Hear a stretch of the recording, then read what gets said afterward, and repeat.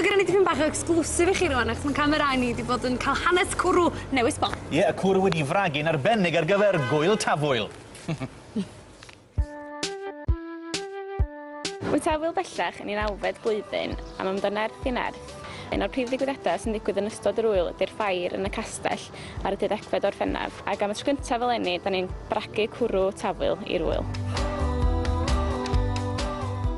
Ges i'r syniad o greu cwrw Tafwyl pan nes i weld bod logo Tafwyl sydd ar yr matia cwrw yn udach union fatha un o'r clipiau sydd ar bwmp cwrw. A o fanna ddoth y syniad. A wedyn gan bod Tomos Lilford yn greu sesiwn ar bragu cwrw yn Tafwyl a bod nhw'n bragdy Gymraeg lleol, ni benderfynu gofyn nhw a gofyn nhw'n rhan mor awyddus yn ni.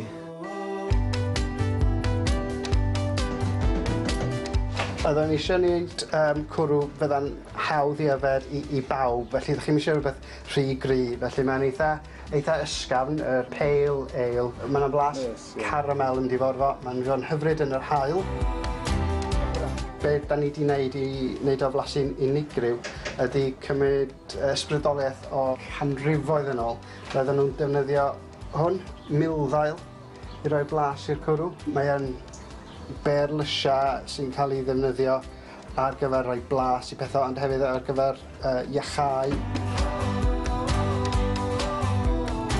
Bydd o'n gwrw unigryw, bydd o'n neb i blasu math yma o gwrw erioed o'r blaen.